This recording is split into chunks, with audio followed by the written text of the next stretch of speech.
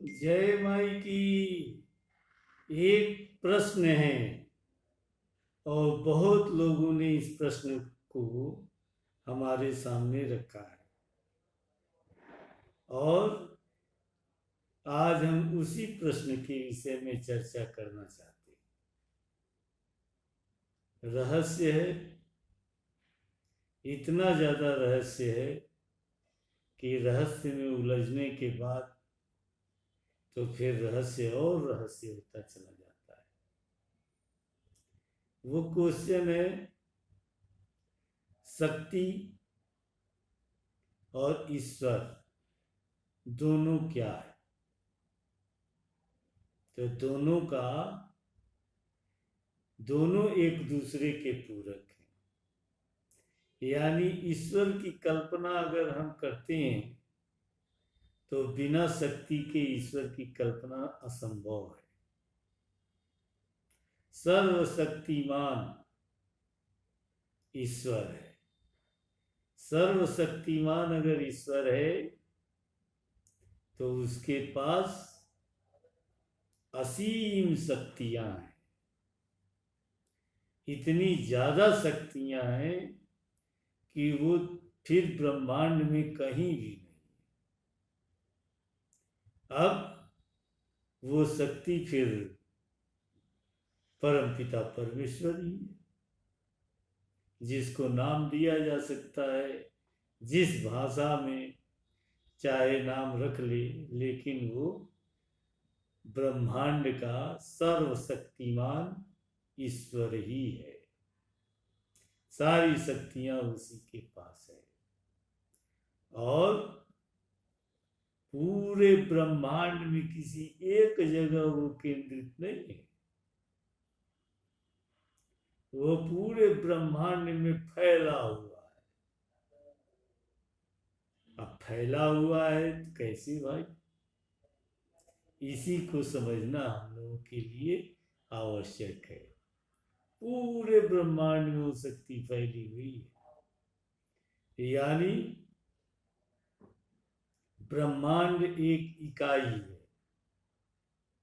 और उससे छोटी इकाई आकाश गंगा है। बहुत सारी आकाश गंगा है।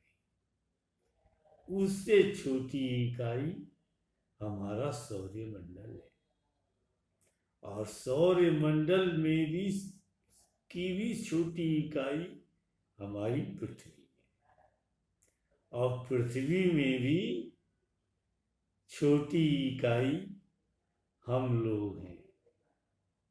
पेड़ पौधे जीव जंतु जिसमें मनुष्य भी आते हैं और हम लोगों की संरचना का सबसे छोटी इकाई है सेल, यानी कोशिका। और कोशिका की छोटी इकाई है परमाणु। अब परमाणु की छोटी इकाई है, उसमें निवास करने वाले इलेक्ट्रॉन प्रोटॉन और न्यूट्रॉन और बहुत सारे तत्व हैं। सब में शक्ति घूमते रहते हैं। बिना शक्ति के तो घूमा नहीं जा सकता। तो शक्ति वहां से शुरू होती है और ब्रह्मांड के चरम उत्कर्ष तक पहुंचती है। यही ईश्वर है जो सर्वशक्तिमान है। यही ईश्वर है जो सर्वव्यापी है। यही ईश्वर है जो हम लोगों को अंदर हर जगह विद्यमान है। अब इसी की कल्पना हम लोग करते हैं, इसी को जागृत करते हैं, इसी को प्राप्त करने का विज्ञान ढूंढते हैं। लेकिन क्या सत्य है और क्या असत्य है, इसमें भेद करना थोड़ा मुश्किल है। अगर आप साधनात्मक दृष्टि से अगर नजर दौड़ाएंगे तो कुछ करने की जरूरत नहीं है, बस साधना करने की जरूरत है। किसी भी रूप में ईश्वर को पाया जा सकता है, समझा जा सकता है और ईश्वर का हुआ जा सकता है। बस आपको करना क्या है, केवल अपने विचारों में, अपनी सोचों में, अपने रहन सहन में, अपने जीवनचर्या में थोड़ा बहुत परिवर्तन करना पड़ेगा। और कर लिया तो सर्वव्यापी ईश्वर का आपको ज्ञान होना संभव है। नदियां कहाँ से निकलती हैं? ग्लेशियर से, पहाड़ की चोटी से, और निकल कर कहाँ जाती है?